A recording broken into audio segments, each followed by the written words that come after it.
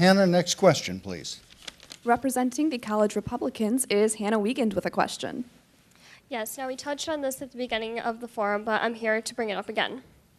I'm 21 with a full-time job, and on my pay stub, I noticed that Social Security is taken out every other week, and I've noticed it since I was 16.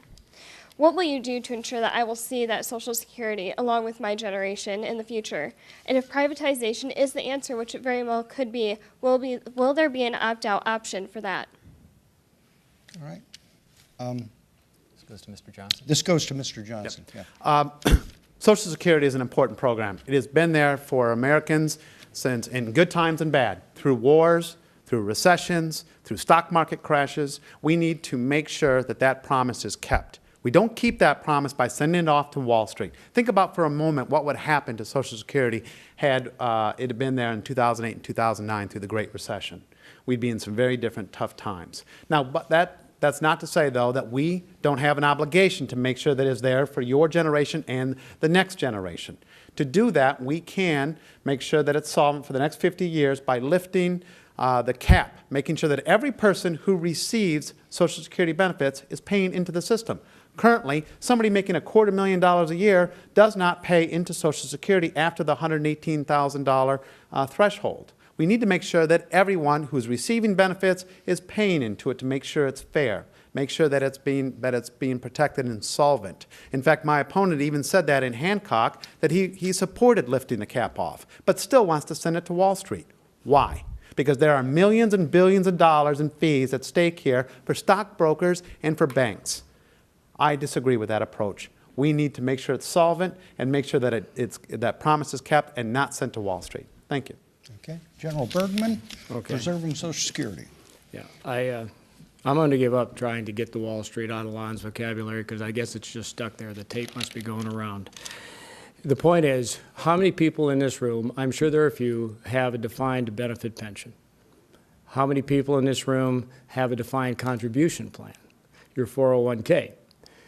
How many people have paid into Social Security? I'm sure quite a few of you. The point is, if you're of a certain age, your Social Security benefits are not going to be touched. You've paid into it, you deserve it, you've earned it. Now the question is, what do we do for the young college students and those still even in high school or just born?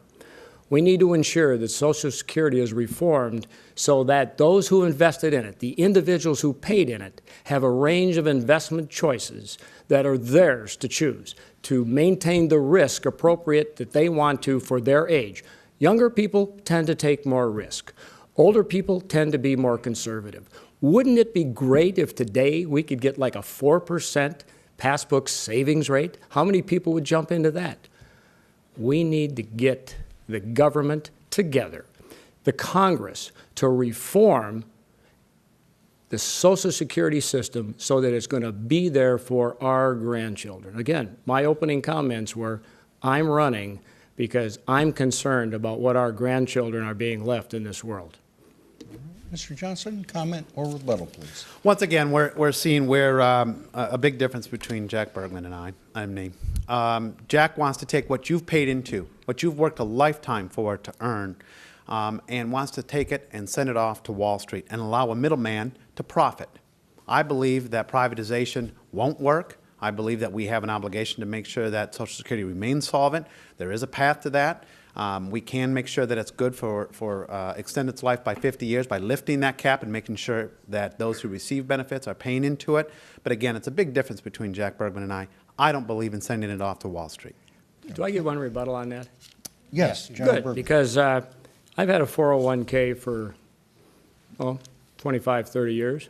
Mine has done very well because I managed my investments.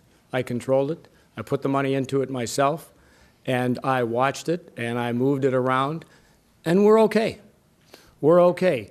But every one of us has to take personal responsibility for all of our lives, including our financial responsibility to ourselves and to our families. If you expect someone else to make your decisions for you, you're going to have to live with those decisions. Quite honestly, I don't want the government to make decisions for me. I like to make my own, and I know you do too. All right, and that'll wrap up our student questions.